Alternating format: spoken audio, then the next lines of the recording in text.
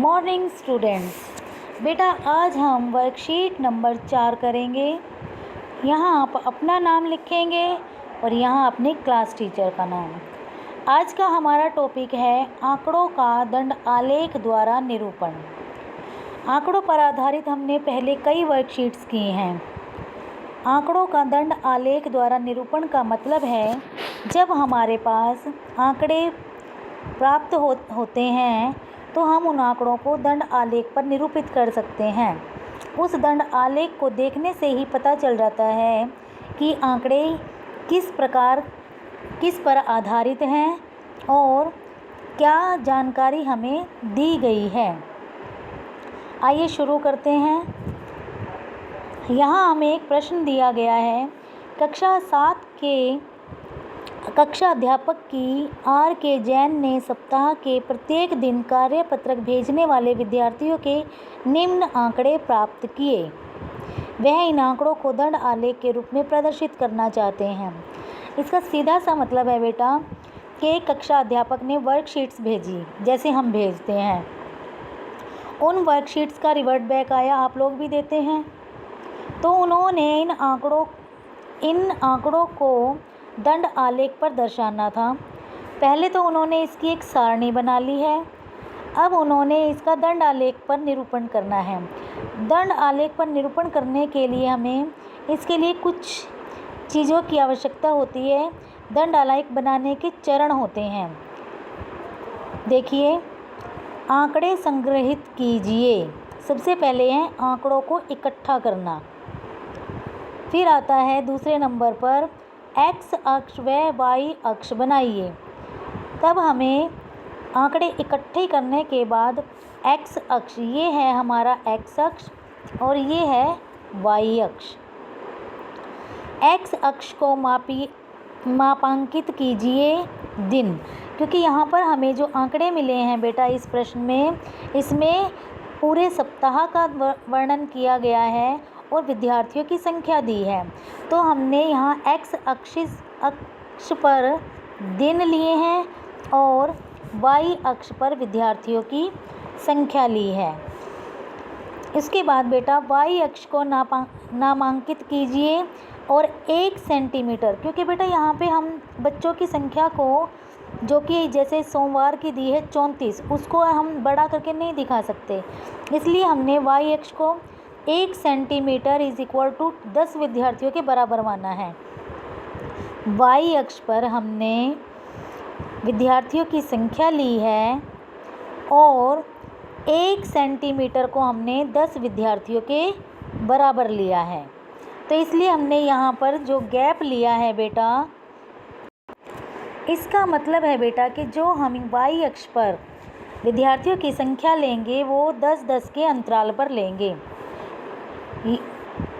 10, 20, 30, 40, 50, 60, क्योंकि यहाँ पर हमें सबसे ज़्यादा जो सबसे बड़ा नंबर है वहाँ तक की संख्या चाहिए तो उससे ऊपर तक ही लेते हैं, उससे बड़ा नंबर ही लेते हैं। यहाँ हमारा सबसे बड़ा नंबर है 45, तो हम यहाँ 50 तक भी ले सकते हैं, 60 तक भी ले सकते हैं, आपकी मर्जी है। यहाँ पर 60 तक की संख्या ली गई है। इसके बाद हमारा आता है दंड आलेख खींचिए। यहाँ पर हमने दंड आलेख खींचा, एक्स अक्ष लिया, दिन ले लिए हैं, वहाँ पर वाई अक्ष लिया है, तो यहाँ पर हमने ले लिया विद्यार्थियों की संख्या। अब ये देखिए, सोमवार को 34 विद्यार्थियों ने वर्कशीट करके भेजी है। सोमवार को 34 विद्यार्थी, यानी 30 और 40 के बीच में आएगा वो 35, यहाँ तक हमारा आधा हो जाता है, उससे कम हमने लिया तो ये हमारा हो गया 34। मंगलवार को है 28 विद्यार्थी। मंगलवार को हमने यहाँ से देखा 28 और ये हमने ले लिया 28 विद्यार्थी। उसके बाद बुधवार लिया हमने, ऐसे ही करके हम शनिवार तक पहुँच गए। शनिवार को 35 विद्यार्थी, शनिवार यहाँ हमने ले लिए हैं 35 विद्यार्थी। इस प्रकार हमने इस दंड आलेख को हमने पूरा कर लिया। ये हो गया हमारा फर्स्ट क्वेश्चन। अब आते हैं दिमागी कसरत पर। दिमागी कसरत यानी कि कुछ क्वेश्चंस हमें दिए गए हैं जो सॉल्व करने हैं, वो आप कैसे करेंगे देखते हैं। यहाँ हमें एक प्रश्न दिया गया है बेटा, निम्नलिखित आंकड़े किसी कक्षा के 6 विद्यार्थियों द्वारा 50 में से प्राप्त किए गए कुल अंकों को दर्शाते हैं। इन्हें एक दंडालेख द्वारा निरूपित कीजिए।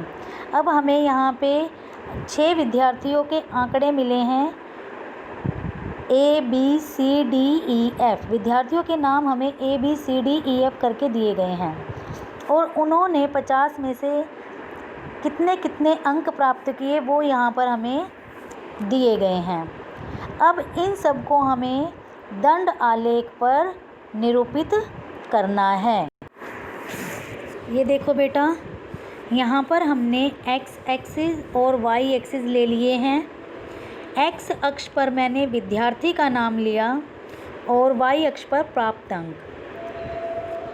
y अक्ष की ओर हमने पैमाना लिया है कि 1 सेंटीमीटर 10 प्राप्त अंक के बराबर है, इसलिए हमने यहाँ पर 10-10 का गैप रख दिया है। 10, 20, 30, 40, 50। बेटा यहाँ पर हमारी जो सबसे बड़ी संख्या है वो है 45। इसलिए हमने जो यहाँ पर गैप लिया है वो 10-10 का लेके 50 तक की बड़ा जो नंबर लिया है वो हमने 50 लिया है, क्योंकि हमारा जो सबसे बड़ा नंबर है इसमें वो है हमारा 45। अब हम इसे करते हैं। देखिए कि विद्यार्थी जो हैं, ए विद्यार्थी है जो उसने 25 अंक प्राप्त किए हैं, तो हमने यहाँ पर क्या किया, ये 30 और 20 के बीच में होगा बिल्कुल, तो यहाँ तक हमने 25, यहाँ तक हमने दंडालेख खींच दिया।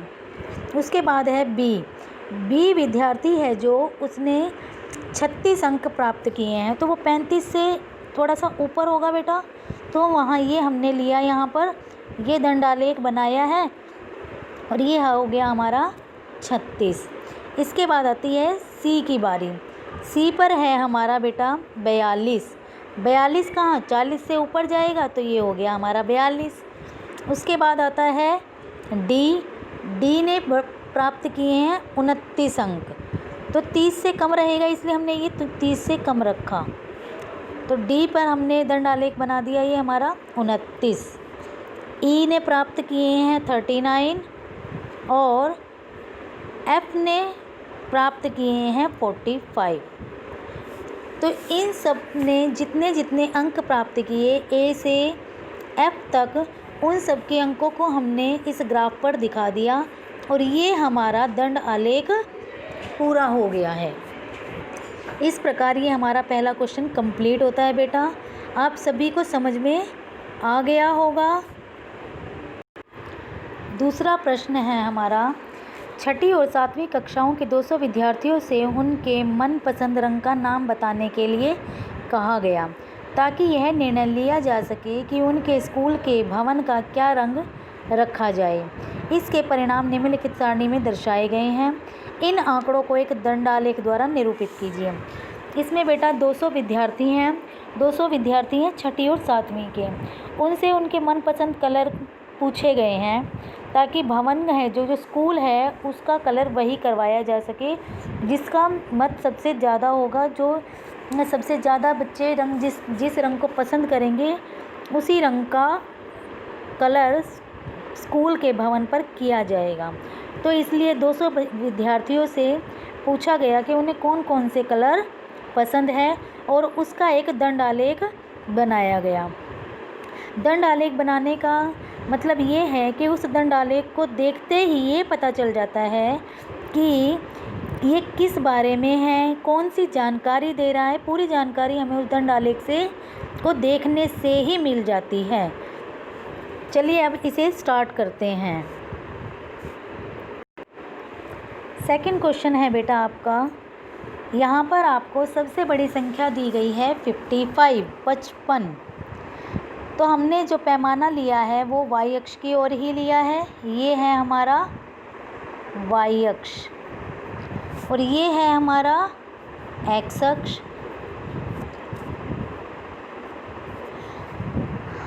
जहाँ पर ये दोनों अक्ष मिलते हैं इस पॉइंट पर ये होता है 0। एक्स अक्ष पर हमने रंग लिए हैं और वाई अक्ष पर हमने विद्यार्थियों की संख्या ली है। वाई अक्ष को हमने 1 centimetre is equal to 10 students के इक्वल माना है। अब हम यहाँ पे बेटा जो दिए गए हैं 43, 45, 19 उन नंबर्स को इस तरह तो ले नहीं सकते, हमें इक्वल गैप रखना होता है। तो इक्वल गैप रखने के लिए हम क्या करते हैं, एक पैमाना लेते हैं, स्केल लेते हैं। 1 सेंटीमीटर इक्वल टू इतने स्टूडेंट, हमने यहाँ पे 10 स्टूडेंट्स के बराबर लिया है, तो हमने 10 स्टूडेंट्स के इक्वल लिया है तो 10-10 का गैप रखा जाएगा। 10, 20, 30, 40, 50, 60 इस तरह से हमने अपना गैप ले लिया है। अब सबसे पहले आता है लाल रंग। लाल रंग कितने बच्चों को पसंद है? देखिए आप अपने इसमें लाल रंग है जो वो 43 स्टूडेंट्स को पसंद है। तो 43 किससे ऊपर आएगा? 40 से ऊपर। तो हमने ये लाल जहाँ पर लिया है इसके यहाँ पर हमने आलेख खींच दिया है और ये है हमारा 43। उसके बाद आता है भूरा रंग। भूरा रंग कितने बच्चों को पसंद है? 55 स्टूडेंट्स को। तो यहाँ हम ये 50 और 60 के बीच में यहाँ पर आ गया हमारा ये 55।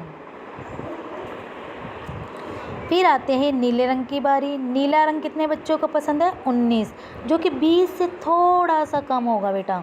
तो यहाँ पर आ गया ये हमारा 19। इसके बाद आता है हमारा काला रंग। काला रंग कितने बच्चों को पसंद है? 49, 49, जो कि 50 से थोड़ा सा कम होगा। आप स्केल से माप के देखना, थोड़ा थोड़ा करके 1-1 इंच कम ज़्यादा करना है बेटा और उसी से लेना है। 50। अब हमारा काला रंग कितने बच्चों को पसंद है? 49 स्टूडेंट्स को। उसके बाद आती है गुलाबी रंग की बारी। गुलाबी रंग कितने बच्चों को पसंद है? 34 बच्चों को, जो कि 35 से कम होगा। यहाँ बीच में हमारा 35 होता है ना, इस 35 से कम होगा हमारा 34। तो ये आ गया हमारा 34। हमें वाई अक्ष को देखते हुए एक्स अक्ष से ऊपर की तरफ जाना है और वहाँ तक हमें ले जाना है जो नंबर हमें चाहिए। जैसे यहाँ 34 था तो हमें 34 तक जाना है, तो वो हमारा कहाँ आएगा? 30 और 40 के बीच में। तो ये हो गया हमारा 34। इस तरह से बेटा ये सेकंड क्वेश्चन कंप्लीट हो गया है आपका। उम्मीद है आपको समझ में आ गया होगा।